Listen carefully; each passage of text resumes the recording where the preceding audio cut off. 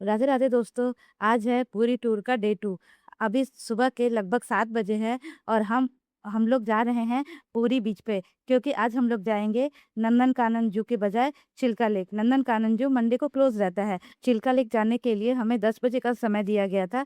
तब तक हम लोगों ने पूरी बीच पे जाकर कुछ एडवेंचर किया और साथ ही साथ कुछ फोटो शूट किया, जैसे कि मॉर्निंग व्यू का सनराइज देखा और कुछ कपल वीडियोस फोटोज बनाए, कैमल राइडिंग की और फैमिली के साथ फोटो शूट किया। हम लोगों ने वहाँ पे बहुत सारे टोटो टॉयज और क्रैब भी देखे। अब बारी आती है ये बताने की कि पूरी बीच पे हमें क्या क्या मिलता है। जब आप पूरी बीच पे जाएंगे तो वहाँ पे बहुत सारे लोग शंख बेचते हैं, बहुत सारे लोग शाखा फूला बेचते हैं, बहुत सारे लोग मोती का माला बेचते हैं और भी बहुत सारे एंटिक पीस मिलेंगे जो पानी से निकला हुआ रहता है। मोती भी बहुत सारा होता है जिसे देखकर आपका मन बहुत अच्छा लगेगा कि खरीद ले, तो आप ले सकते हैं। वैसे वो बहुत महंगा भी नहीं देते हैं, पर हाँ, ऐसा है कि आप उसको आराम से यूज़ कर सकते हैं। दूसरी बात है, जब आप पूरी बीच पे जाएंगे तो आपको सुबह सुबह वहाँ का फेमस नाश्ता मिलेगा, जो है वहाँ का मिठाई और कुछ समोसा वगैरह, जो 10 रुपए पीस करके देते हैं। आप सुबह में या तो वही सब नाश्ता कर ले, या फिर अगर अपने साथ आप कुछ लेकर गए हैं जैसे चना वगैरह, तो आप वो खा सकते हैं। और खाने के बाद वहाँ से आप निकल जाइए लगभग 10 बजे तक चिल्का लेक के लिए। अब हम बताते हैं आगे चिल्का लेक का टूर कैसे करेंगे। लगभग 10 बजे हम लोग चिल्का लेक की ओर निकल जाते हैं। अगर आप ड्राइवर से पूछेंगे तो वो लगभग 55 किलोमीटर बताते हैं, पर उतनी दूरी नहीं है, ये 35 किलोमीटर के आसपास की दूरी है। 35 से 40 किलोमीटर में आप चिल्का लेक पहुंच जाएंगे। ये है वहाँ के टिकट काउंटर का नज़ारा।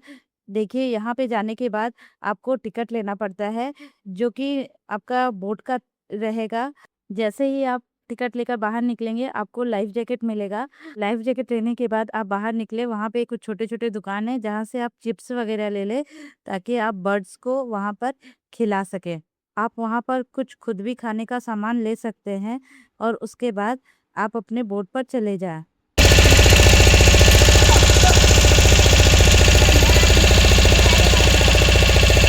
वहाँ पे बर्ड सेंचुरी मिलेंगे जिसे दिखाया जाता है, और उसे आपको चिप्स वगैरह खिलाने के लिए बोला जाएगा। आप जो भी पैकेट चिप्स का लेकर गए हैं उन्हें आप खिलाएंगे तो बहुत सारे बर्ड्स आपके बोट के साथ ही साथ चलेंगे। जैसे कि हम लोग उन्हें खिला रहे थे तो वो हमारे बोट के आसपास में ही पूरा उड़ रहे थे, जिसे देखकर बहुत मज़ा आ रहा था। थोड़ा सा आगे बढ़ने के बाद हमें फेरी नज़र आता है, जिसमें बहुत सारे लोग और कई सारी गाड़ियाँ रख कर झील के एक तरफ से दूसरे तरफ ले जाया जा रहा था, जिसका कोई सड़क वाला रास्ता नहीं है। फिर आगे बढ़ने के बाद हमें झील के एक किनारे पर ले जाया जाता है, जहाँ पे रेड क्रैब्स और कुछ रेड मूंगा, मोती, ओवल वगैरह दिखाया जाता है, जो वहाँ के लोकल लोगों द्वारा निकाल कर बेचा जाता है। अब ये पता नहीं स्कैम है या रियलिटी है, पर देखकर बहुत अच्छा लगता है और खरीदने का भी मन करता है। अगर आपकी इच्छा है तो आप खरीद सकते हैं, बहुत महंगा नहीं होता है। पर हाँ, हमारे पास एक देखने और दिखाने का नया चीज़ हो जाता है।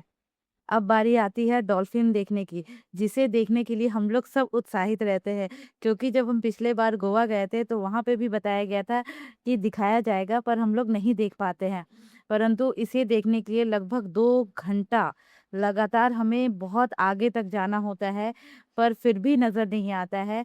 धीरे धीरे धीरे धीरे करते हम लोग भगवान को याद करते हुए जाते हैं।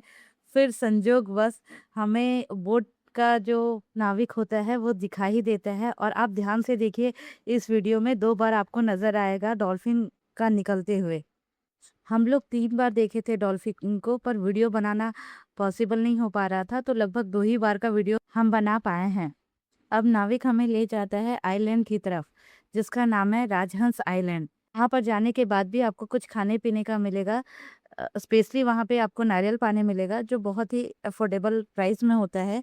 आप नारियल पानी या कुछ खा पी सकते हैं। ये है राजहंस आइलैंड के सामने का नज़ारा। यहाँ पे लोग बैठकर खाना-पीना वगैरह खाते हैं।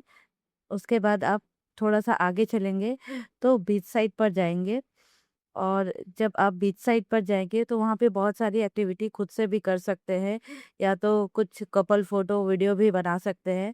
वहाँ पे जाने के बाद हम और मेरे हस्बैंड ने कुछ वीडियोज़ बनाए थे, जो कपल वीडियो था।